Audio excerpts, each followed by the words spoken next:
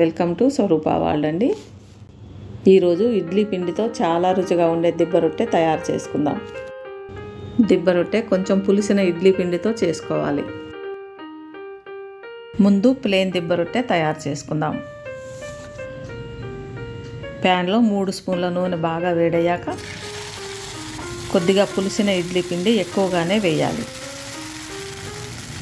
దిబ్బ రొట్టె మందంగా ఉండేలా పిండినంతా సర్దాలి. సిమ్లోనే ఉడకనిస్తాం కాబట్టి ఎంత మందంగా ఉన్నా చక్కగా ఉడుకుతుంది. పిండినంతా బాగా సరిచేయాలి.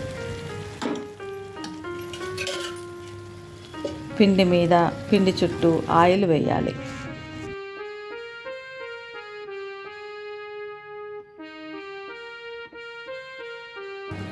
మూత పెట్టి సిమ్లో 5 నిమిషాలు ఉడకనివ్వాలి.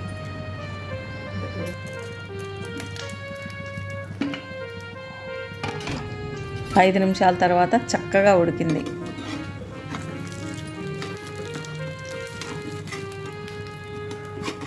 వేరే వైపు తిప్పి మూత పెట్టి 4 నిమిషాలు ఉడకనివ్వాలి.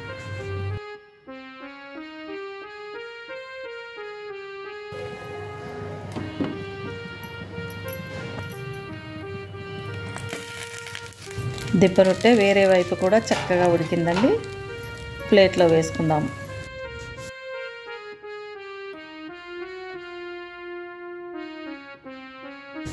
చాలా రుచిగా ఉండే దిబ్బ రొట్టె రెడీ. చట్నీ, కారం పొడి కలుపుకొని తింటుంటే ఎంతైనా తినాలనిపిస్తుంది. పైనంతా ఎర్రగా కాలి లోపల పిండి కూడా బాగా ఉడికి తింటుంటే చాలా టేస్టీగా ఉంటుంది. సాస్తో, డేట్ సిరప్తో కూడా చాలా రుచిగా ఉంటుందండి. పిల్లలైతే చాలా ఇష్టంగా కూడా తింటారు. ఇప్పుడు మిక్స్డ్ వెజిటేబుల్ దిబ్బ రొట్టె తయారు చేసుకుందాం.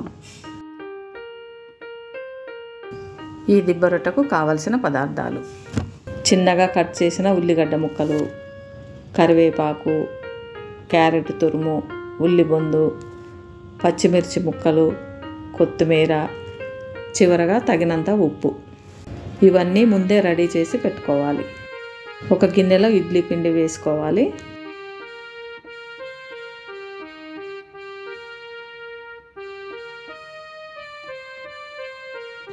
ఇడ్లీ పిండిలో ముందే ఉప్పు ఉంటుంది కాబట్టి ఇప్పుడు కొంచెమే ఉప్పు వేసుకుందాం. తర్వాత ఈ పిండిలో ఉల్లిపాయ ముక్కలు, కొత్తిమీర, పచ్చిమిర్చి ముక్కలు వేసి తర్వాత క్యారెట్ తురుము, కరివేపాకు, ఉల్లిబొందు పిండిలో వేసి ఇవన్నీ బాగా కలపాలి.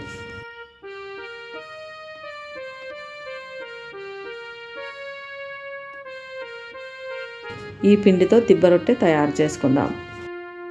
ప్యాన్ వేడయ్యాక 2 స్పూన్ల నూనె వేసి ఇలా స్ప్రెడ్ చేసుకోవాలి.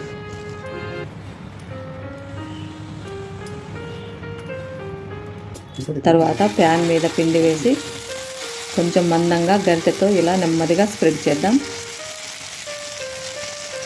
దిబ్బ రొట్టె మందంగా ఉన్న ప్యాన్లో చేసుకుంటే మాడకుండా క్రిస్పీగా రుచిగా ఉంటుంది.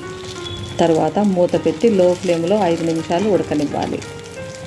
ఉల్లిగడ్డ ముక్కలు, పచ్చిమిర్చి చక్కగా ఉడుకుతాయి. 5 నిమిషాలు అయ్యాక మూత తీసి చూద్దాం.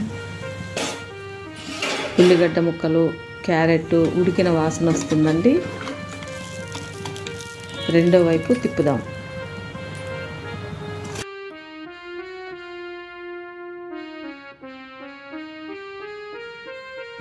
గోల్డ్ కలర్లో చక్కగా ఉడికింది. రెండో వైపు కూడా మూత పెట్టి 3 నిమిషాలు సిమ్లో ఉడకనివ్వాలి. 3 నిమిషాల తర్వాత స్టవ్ ఆఫ్ చేసి సర్వింగ్ ప్లేట్లో వేసుకుందాం. ఈ దిబ్బ రొట్టె ఏ చట్నీతో అయినా తినొచ్చు. మన ఇంట్లో కొత్తిమీర, ఉల్లిబొందు లేకపోతే ఉల్లిగడ్డ, పచ్చిమిర్చి ముక్కలు వేసి చేసుకున్న రుచిగా ఉంటుంది. ఈ దిబ్బ రొట్టె కోసం స్పెషల్గా పిండి తయారు చేసుకోనవసరం లేదండి. మన ఇంట్లో ఉండే ఇడ్లీ పిండితో బ్రేక్ఫాస్ట్గా, డిన్నర్గా ఎప్పుడంటే అప్పుడు టేస్టీగా ఉండే దిబ్బ రొట్టె తయారు చేసుకోవచ్చు. ఈ దిబ్బ రొట్టె చెప్పలేనంత రుచిగా ఉంటుంది.